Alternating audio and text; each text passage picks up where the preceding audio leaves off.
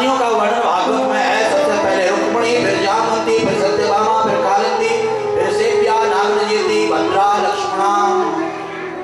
ये 8 पटरानियां हैं द्वारिकाधीश की। और यहाँ पर प्रश्न किया है कि यथा तो भगवता भौमो चैनि स्त्रिया निरुद्धा एतथा चक्षुषा विक्रमं सारंग धनवनः।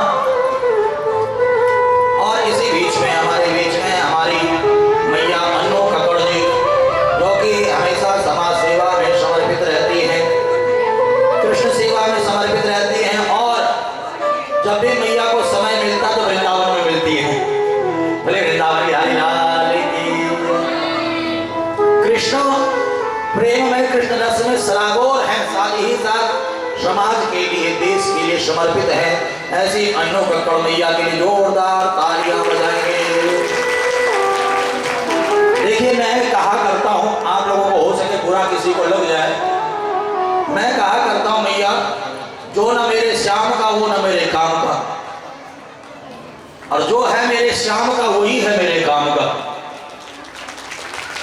आप सब मेरे कृष्ण के हो, इसलिए मेरे अपने हो।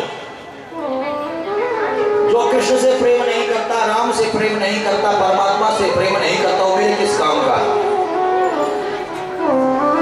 तो आप सब ठाकुर प्रेमी हो, गोविंद प्रेमी हो, आपको देखता हो तो एक नई उमंग जीवन में आती है कि ठाकुर प्रेमियों की कमी नहीं है, गोविंद प्रेमियों की कमी नहीं है, भगवत प्रेमियों की कमी नहीं है। और हमारी अन्नू कक्कड़, हमारी जो मैया है, वे जब कथा में आती है तो कथा बहुत देर तक सुनती हैं। और भारतीय जनता पार्टी में प्रदेश महामंत्री के पद पर भी मैया है। जोरदार तालियां। तो भैश्री, जामवती, भामा, सत्या, भद्रा, लक्ष्मणा, कालिंदी, मित्रविंध्या, ये 8 पटरानियां हैं। राजा परीक्षित ने कहा कि यथा तो भगवता भौमो ये चतुरा स्त्रियः निरुद्धा एतथा चक्षुषा विक्रमं सारंग धनवनः। हमने सुना है द्वारिकाधीश के बहुत सारे ब्याह हुए हैं, आपने तो 8 ही ब्याह के बारे में बताया है। तब सुखदेव मुनि कहते हैं राजा परीक्षित से कि हे राजा परीक्षित, भौमासुर नामक एक दैत्य है, भूमि का पुत्र है, दैत्य है। इसने राजकुमारिकाओं को पकड़ करके जेल में डाल रखा है, इनका अपहरण करके। आज इन राजकुमारिकाओं ने पत्र लिख करके द्वारिकाधीश तक पहुंचा दिया कि प्रभु सबकी रक्षा आप करते हो, हमारी रक्षा भी आप करो, क्योंकि आप सबके रक्षक हो।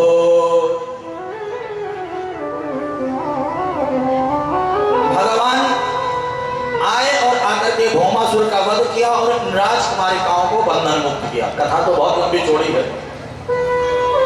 कहा अपने घरों जाओ। कहा प्रभु हमें कौन अपनाएगा, इतने दिनों तक राक्षसों के पास रहे हैं, राक्षसों की कैद में रहे हैं। ये बताओ तुम सब कितनी हो? 16,100। तुरंत मेरे प्रभु ने 16,100 रूप धारण के कहा, जिसे कोई नहीं अपनाता उसे हम अपनाते हैं। और 16,100 राजकुमारिकाओं के साथ पाणी ग्रहण संस्कार कर दिया। द्वारिकाधीश भगवान की। अब सारे विभाग कितने हो गए? 16,108। द्वारिकापुरी में प्रत्येक रानी महारानी को अलग अलग महल दिया। किसी भी रानी महारानी को ये नहीं लगता है कि द्वारिकाधीश मेरे पास नहीं है, सबको यही लगता है कि द्वारिकाधीश मेरे ही पास है। द्वारिकाधीश के प्रत्येक रानी से, महारानी से 10-10 बेटा और 1-1 बेटी भी हुई है। वहां भाग खुद कर लेना घर जाकर के, कितना बड़ा परिवार द्वारिकाधीश का हो गया। सुखदेव मुनि कहते हैं कि आज नाती पोतों को लेकर के जंगल में गए घुमाने के लिए, चलो घूमने चलते हैं। बच्चे खेल रहे थे, द्वारिकाधीश बैठे हुए थे। इतने में बच्चों को प्यास लगी तो कुएं के पास गए पानी पीने के लिए, तो कुएं में गिरगिट पड़ा हुआ था। क्या था? गिरगिट। द्वारिकाधीश को आवाज लगाई। द्वारिकाधीश ने जैसे अपना हाथ बढ़ाया और गिरगिट का स्पर्श किया तो गिरगिट जो है, गिरगिट योनि से मुक्त हो गया और दिव्य रूप धारण करके सामने प्रकट हो गया। बोले भक्तवत्सल भगवान की। भगवान का ही रूप जिसको मिल गया, सकोत्तम सलोक करा विमृष्टो विहाय सत्य कुकुलास रूपम, संतप्त चामी कर चारु वर्णा स्वयं बहुलातंगरणाश्वरस्त्र, सउत्तम श्लोक करा विमृष्टो विहाय सत्य कुकुलास रूपम। उत्तम श्लोक परमात्मा नारायण का ही रूप इसको मिल गया, भगवान की स्तुति करने लगा। भगवान ने कहा एक काम करो, पहले परिचय दो अपना, तुम कौन हो। कहा प्रभु दानियों की लिस्ट आपके सामने कभी आई होगी तो सबसे ऊपर आपने मेरा नाम देखा होगा, राजा नृगु। कहा भैया तूने ऐसा क्या दान किया। कहा आकाश में जितने तारे हैं शायद कोई गिन लेगा, पृथ्वी पर बालू के जो कण हैं शायद कोई गिन लेगा, परंतु जितना मैंने दान पुण्य किया है कोई गिन नहीं सकता है। तो भाई जब तो इतना बड़ा दानी है तो ये गिरगिट योनि में क्यों आ गया। कहा मैं दान पुण्य कर रहा था तो कुछ ब्राह्मण मुझसे नाराज होकर के चले गए। ब्राह्मण तो नाराज होकर के चले गए। समय बीतते हुए मेरा शरीर छूट गया, धर्मराज की सभा में पहुंच गया। धर्मराज ने कहा पहले पाप का फल भोगोगे कि पुण्य का। मैंने कहा पाप ज्यादा कि पुण्य। का पुण्य तो बहुत ज्यादा है, पाप बहुत थोड़ा है। ब्राह्मण नाराज होकर के गए। कहा पहले मुझे पाप का ही फल भुगवा दो ताकि मेरा पाप नष्ट हो जाए और मुझे मोक्ष मिल जाए। तो उसी पाप के परिणाम स्वरूप मैं 30,000 वर्षों तक इस गिरगिट योनि में पड़ा रहा और आज आपका भजन करते करते करते करते मेरा सारा पाप नष्ट हो गया। देखिए बिना भजन के पाप नष्ट नहीं हो सकता। जितना ज्यादा हम भजन करेंगे ना, भगवान का कीर्तन करेंगे, स्मरण करेंगे, कथाओं का आयोजन सत्संग, जितना पुण्य करेंगे उतना पाप नष्ट होगा। और जब संपूर्ण पाप नष्ट हो जाता है, शून्य रह जाता है, तब जाकर के परमात्मा से मिलन होता है। अन्यथा थोड़ा सा भी पाप रह जाए तो फिर से उस पाप को भोगने के लिए कोकर सोकर योनि में जाना पड़ता है। 30,000 वर्षों तक गिरगिट योनि में रहा और आज पाप नष्ट हो गया आपके भजन के प्रभाव से। आपका कर स्पर्श मिल गया, हाथ का स्पर्श मिल गया और गिरगिट योनि से मुक्त हो करके आज आपका ही स्वरूप मुझे मिल गया, वैकुंठ में स्थान मिल गया। और देखते ही देखते वह राजा नृग के विमान पर बैठा और भगवान के लोक चले गया। बोले भक्तवत्सल भगवान की। द्वारिकाधीश ने सभी को संदेश दिया, जब इतना बड़ा दानी राजा नृग अपने कर्म प्रभाव से नहीं बचा तो आप खुद सोचना, खुद विचार करना कि आपने कितना दान किया है, कितना पुण्य किया है। इसलिए भूल करके भी किसी संत का, ब्राह्मण का और आप जैसे प्यारे प्यारे भक्तों का मन मत दुखाना। यदि कोई किसी भक्त का, संत का, ब्राह्मण का मन दुखाता है तो गिरगिट इत्यादि योनियों में ही उसे जाना पड़ता है। गिरगिट इत्यादि योनियों में जाना पड़ता है। जो इस कथा का श्रवण करता है, मनन करता है, चिंतन करता है, वह समस्त पापों से मुक्त होकर के मोक्ष को प्राप्त हो जाता है। और आज सुखदेव मुनि कहते हैं कि द्वारिकाधीश की सभा, सुधर्मा नामक सभा, जो भी उस सभा में जाता है भगवान उसकी मनोकामना को पूर्ण करते हैं। दो दूत एक साथ चल करके आए। एक ने कहा पांडव यज्ञ करना चाहते हैं, चलो। एक ने कहा जरासंध के बंदी गृह में बहुत सारे राजा बंद हैं, उनको मुक्त करो। अब पहले कहाँ जाया जाए तो उद्धव जी ने कहा पहले इंद्रप्रस्थ राजसूय यज्ञ में चलना चाहिए, क्योंकि भीम के द्वारा ही जरासंध मारा जा सकता है।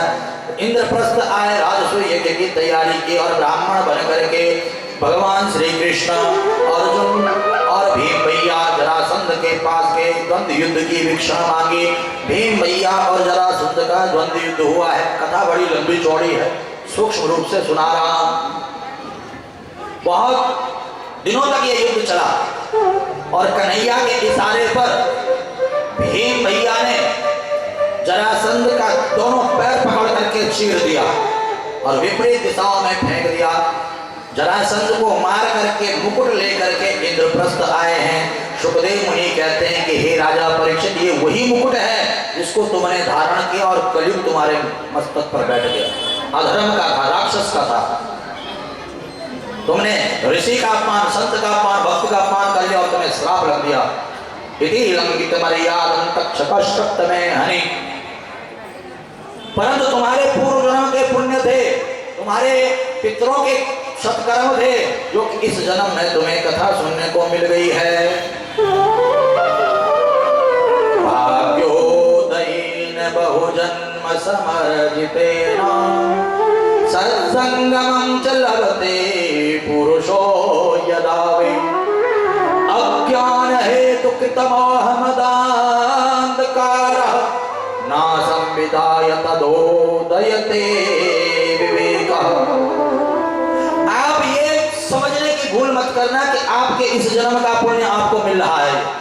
ये कथा आपने इस जन्म के पुण्य से प्राप्त की नहीं। बहुजन्म समर्जितेन, न जाने कितने जन्मों का पुण्य था जो आपको रोज कथा सुनने को मिलती है, कीर्तन सुनने को मिलता है, पूजा पाठ करने को मिलता है। अन्यथा ऐसे ऐसे लोग भी हैं जिन्हें कितना भी महाराज कह दो कथा में चल दो, मजा ले दो, कथा में चले जाए, कीर्तन में चले जाए, सत्संग में चले जाए, पूजा में चले जाए, मंदिर चले जाए, क्योंकि उन्होंने जन्म जन्मांतर तक पुण्य किया ही नहीं था। कहने का अभिप्राय यह है कि हे राजा परीक्षित, तुम्हारे इस जन्म का पुण्य नहीं है, जन्म जन्मांतरों का पुण्य है, जो श्राप लगने के बाद भी तुम्हारे उद्धार के लिए भागवत कथा हो रही है। यहां पर पांडवों ने राजसूय यज्ञ प्रारंभ किया। पांडवों को दिव्य महल मिला। इस महल में दुर्योधन ने जब प्रवेश किया तो जल में थल की भ्रांति और थल में जल की भ्रांति हो गई और दुर्योधन फिसल गया। द्रौपदी हंसने लगी और कहने लगी कि अंधों के अंधे ही होते हैं। और शास्त्र कहता है कि वाणी ऐसी बोलिए कि मन का आपा खोए और अनको शीतल करे, आपों शीतल हो। द्रौपदी का कटु शब्द कहना कि अंधों के अंधे ही होते हैं। बस यहीं पर महाभारत युद्ध का बीजारोपण हो गया।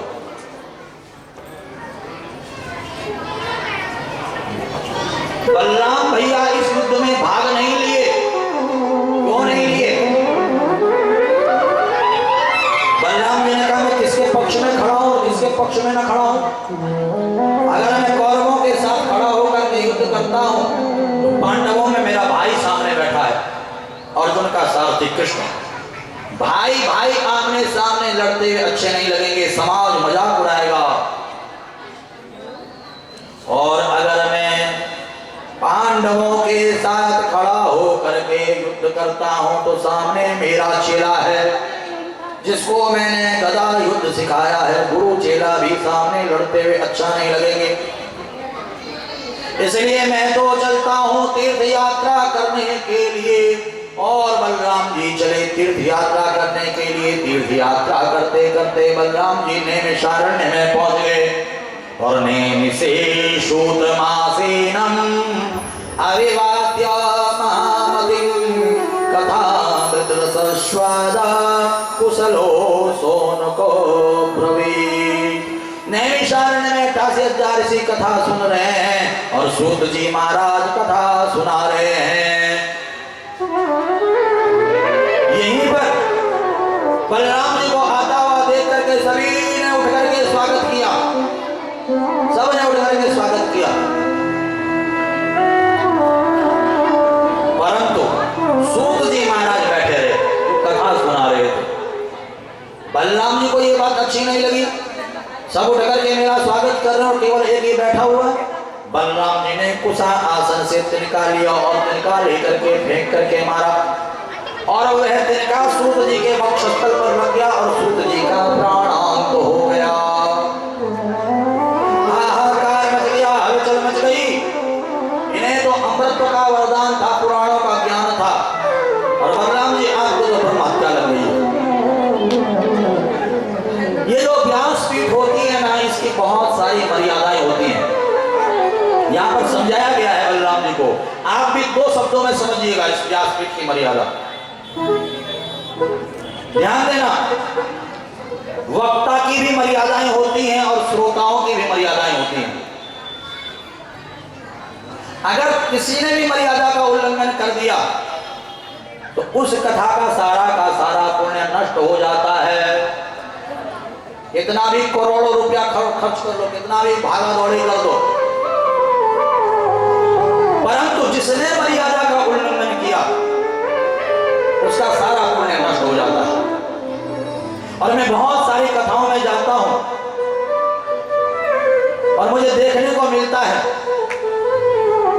कि बहुत सारे लोग अपनी मर्यादाओं का उल्लंघन करते हैं और फिर कहते हैं कि कथा का हमें कोई लाभ नहीं हो रहा है, पूजा पाठ का कोई फल नहीं मिल रहा है, कथा कीर्तन का कोई फल नहीं मिल रहा है।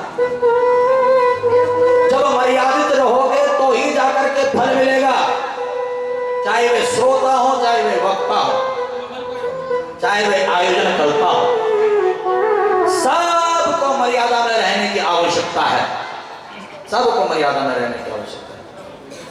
और इससे बड़ी बात मैं क्या कहूं, आप लोगों ने देखा होगा बड़े बड़े संत महापुरुष आते हैं, यहां तक कि आदि गुरु शंकराचार्य जी भी आते हैं तो इस पीठ को नमन करते हैं। पता है आप लोगों को? किस किस को पता है जरा हाथ खड़ा करके बताओ, पक्की बात पता है? ये पीठ जो है ये नारायण परंपरा से चली आ रही पीठ है, भागवत पीठ। मैं कहा करता हूं कि मेरे दो जीवन हैं, मैं दो जीवन जीता हूं, ध्यान देना मेरी बात का। इस बच्चे को बर्थडे की, जन्मदिन की बहुत बहुत शुभकामनाएं, बहुत बहुत आशीर्वाद। ध्यान देना, मैं हर कथा में कहा करता हूं मेरे दो जीवन हैं। एक जीवन है ठाकुर जी के लिए समर्पित, जब मैं व्यासपीठ पर बैठता हूं तब मेरा कोई अपना नहीं है, कोई पराया नहीं। और एक जीवन है जब मैं इस व्यासपीठ से नीचे उतर जाता हूं तो सब मेरे भाई हैं, सब मेरे बहन हैं, सब मेरे मित्र हैं, मैं सबका बेटा हूं। और इस व्यासपीठ का सम्मान करने का दायित्व मेरा भी है और आपका भी है, तभी जाकर के इस कथा का फल सुनने वाले को भी मिलता और सुनाने वाले को भी मिलता। बहुत सारी जगहों में कथा कहने जाता हूं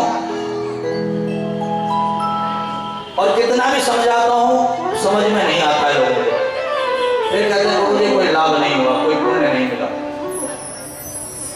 एक जगह मैं कथा कहने के लिए गया और मैंने कहा भाई 7 दिन तक कथा है, प्याज नहीं खाना, लहसुन नहीं खाना, बीड़ी नहीं पीना, सिगरेट नहीं पीना, गुटखा नहीं खाना, दारू मत पीना, मांस मत खाना। और महाराज जो जो काम मैंने मना किए थे वो सारे काम कर रहे हैं। और फिर कोई अनहोनी घट गई, कहने लगे गुरुजी इस कथा से तो ये अनहोनी घट गई। मैंने कहा जो जो मैंने तुम्हें मना किया वो सब तुमने किया, मतलब व्यासपीठ की आज्ञा का अनादर कर दिया, व्यासपीठ का अपमान कर दिया, तो अनहोनी घटेगी घटेगी। और इस कथा से महाराज एक नहीं अनेकों चमत्कार मैं आपको बता सकता हूं। लाइव कथा चल रही है, आपने जेटली बर्फ खाना सुना होगा, द्वारापुर फाटक के पास में बहुत बड़े जेटली साहब, प्रतिष्ठित व्यक्ति, रूबी जेटली, कई वर्षों से संतान नहीं, कई वर्षों से संतान है, लगभग 10-12 साल हो गए शादी के। एक दिन मैंने कहा मैया भागवत कथा करा दो और पूरे नियम बताए, उन्होंने पूरे नियमों का पालन किया और तुरंत उसी साल बालक की प्राप्ति हो गई। उसके बाद जहां भी कथा सुनने आती, कथा में तन मन धन से सेवा करते और बड़े प्रेम से कथा सुनती। अभी महाराज पिछले वर्ष लॉकडाउन में एक बालक और एक बालिका, जुड़वा दोनों बच्चे, कहा एक नहीं और आज 3 खेल रहे हैं, कृष्ण बलराम जी और राधा रानी भी आंगन में खेल रही है। आपने मनसाराम चमोली जी का नाम सुना होगा, किसी ने सुना है? जरा हाथ खड़ा करके बताओ, किसी ने सुना है? मनसाराम चमोली हमारे उत्तर भारत के बड़े प्रकांड विद्वान, 4 बार राष्ट्रपति पुरस्कृत भगवान दास संस्कृत महाविद्यालय के प्राचार्य रह चुके। आज उनका शरीर यहाँ नहीं है, गोलोक में भागवत के प्रकांड विद्वान डॉक्टर चमोली उनके बेटा और उनके 2 बालक जिनका ब्याह हो गया, एक के शादी 8 साल, एक के 10 साल, दोनों के संतान नहीं। इतने सारे उनके चेला, परंतु मुझे भागवत कहने का सौभाग्य मिला और जिस जब भागवत संपन्न हुई और उसके ठीक 1 साल बाद एक बेटे के यहाँ कन्या और एक के यहाँ बालक। ये चमत्कार गिनाने वाला बाबा नहीं हूं, 166-67 कथाओं का 166-67 उदाहरण मैं दे सकता हूं यहाँ पर कि कितना महाराज नियम से अगर कथा सुनने वाले का बड़ी से बड़ी मनोकामनाएं पूर्ण हो जाती हैं। परंतु जो व्यासपीठ का अनादर करे, अपमान करे, जो इस व्यासपीठ पर बैठ करके आपने देखा होगा धन के लोभों में नचाते रहते गो, मैं बिल्कुल मना करता हूं, और जब नहीं मानते तो फिर क्या क्या करें, जवान के साथ चलना पड़ता है। परंतु मैं बहुत बहुत सावधानी के साथ कथा कहने का प्रयास करता हूँ। पिछली बार आपने देखा कितनी सारी झांकियां होती थी, मैंने वर्णना कर दिया, क्योंकि हम देवी देवताओं को न नचाएं। ये हमने एक मुहिम चलाई है कि भैया देखो किसी अन्य धर्म के देवी देवता को नचा करके देखो, सड़क पर लठ बच जाएंगे सबके। परंतु हम क्या करते हैं, अपने देवी देवताओं को पैसा इकट्ठा करने के लिए नचाते हैं, पैसा इकट्ठा करने के लिए, ताकि हमारे पास चढ़ावा आ जाए। न्योछावर बोलते हैं कई लोग, हैं न्योछावर आ जाए। मान लो जागरणों में, कीर्तनों में, कथाओं में, झांकियों में भगवान को आपने देखा होगा हर की पौड़ी पे या आपके गली मोहल्ले में कोई काली बन करके भीख मांग रही, कोई शिव बन करके भीख मांग रहा। अरे क्या भगवान भीख मांगने के लिए आए हैं?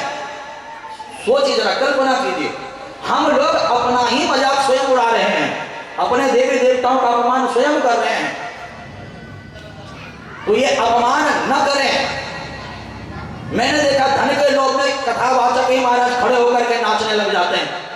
देखा आप लोगों ने? किसने देखा? जरा खड़ा करो। वृंदावन बिहारी लाल। कथा चल रही होती है, भजन चला और उठ करके नाचने लग के व्यासपीठ से उतर जाते हैं। ये अपमान है व्यासपीठ का। ध्यान देना, मैं आप लोगों को ज्यादा विस्तार से न ले जाकर के सूक्ष्म रूप से कहना चाहता हूं। इस व्यासपीठ की बहुत सारी मर्यादाएं हैं और ऐसे ही आप लोगों की भी बहुत सारी मर्यादाएं हैं। जो आयोजन करता है, जो श्रोता है, जब दोनों मर्यादित रह करके कथा सुनते हैं, कथा सुनाते हैं, तब जाकर के कथा का लाभ प्राप्त होता है। मर्यादाएं अगर देखनी है तो पहाड़ों में जाकर के देखिए। 8 तारीख से अगस्त मुनि में कथा है। इससे पहले बहुत सारी कथाएं मैं गढ़वाल में कर चुका हूं। कुमाऊं में मुझे 3-4 कथा कहने का सौभाग्य मिला। बागेश्वर क्षेत्र में जो आप पार्टी के अध्यक्ष है रूपेश, कार्यकारिणी अध्यक्ष रूपेश उपाध्याय जी का आपने नाम सुना होगा। बहुत भव्य कथा उन्होंने अपने गांव में करवाई थी अपने पितरों के लिए। 50-60 खेतों को महाराज समतल करके पंडाल लगवाया था। और उसके बाद कुमाऊं क्षेत्र में कई बार कथा कहने जाना। अगस्त मुनि, रुद्रप्रयाग महाराज, आप लोगों ने जेपी बड़ोनी जी का नाम सुना होगा, पीढ़ी से हैं, बहुत बड़े उत्तराखंड क्रांतिकारी आंदोलनकारी महाराज, हमारे बड़े अभिन्न मित्र हैं। उनके पिताजी के निमित्त कथा। तो पहाड़ों में जो परंपरा है महाराज कथाओं की, जो नियम है, देखने को मिलता है। परंतु यहाँ क्या रह गया? बाहर प्लेन्सों में केवल मनोरंजन का साधन रह गया। मैं बिल्कुल संकोच नहीं कहूंगा कहने में, अब केवल मनोरंजन का साधन रह गया है। ध्यान देना, हमें इसे मनोरंजन का साधन नहीं, आत्म कल्याण का साधन बनाना है, ताकि हमारा आत्म कल्याण हो सके, हमारे पितरों का मोक्ष हो सके, हमारे जीवन का कल्याण हो सके। तो वक्ता की मर्यादा है, श्रोता की मर्यादा है। समझाया जब बलराम जी को, तो बलराम जी की समझ में आ गई। और वहां पर जो सूत जी, उग्र सर्वा ऋषि, उनके जो पुत्र थे रोमहर्षण ऋषि, उनको व्यासपीठ पर बिठाया। अमृत, क्योंकि पिता का ही अंश पुत्र होता है, तो उसको व्यासपीठ पर बैठा करके अमृत का ज्ञान दिया, पुराणों का ज्ञान दिया, और स्वयं तीर्थ यात्रा करने के लिए चले गए। केदारम राम से तुम दृष्टा भारत संहिता श्रुत्वा कोटिश्च गायत्र्या ब्रह्महत्या व्यपोहता। केदारनाथ से लेकर के राम सेतु तक जब तीर्थ यात्रा की जाती है, महाभारत के 1 लाख श्लोकों का जब पाठ किया जाता है और 1 करोड़ गायत्री का जब जाप किया जाता है, तब जाकर के ब्रह्म हत्या से निवारण होता है। और बलराम जी ने ब्रह्म हत्या के निवारण के लिए ये सारे कर्म किए। जो इस कथा का श्रवण मनन चिंतन करता, उसके सारे पाप नष्ट हो जाते हैं। तो भक्तवत्सल भगवान की सुदामा चरित्र में प्रवेश करें तो उससे पूर्व हमारी मैया अन्नू कक्कड़ जी मुझे इशारा कर रही थी कि जाना है, क्योंकि बहुत ऊंचे पद पर हैं, समाज सेविका हैं, बहुत सारी मीटिंगें अटेंड करती हैं। ये तो आप लोगों का, हम लोगों का, हमारे कुलवंत सिंह चड्ढा का स्नेह है कि एक फोन पर चली आती हैं। तो इनका स्वागत समारोह। और देखिए हमारे बीच में हमारे बड़े ही प्रेमी, बड़े ही स्नेही हमारे विनय कुमार जी, आहा जोरदार तालियां विनय के लिए। विनय जी ऊपर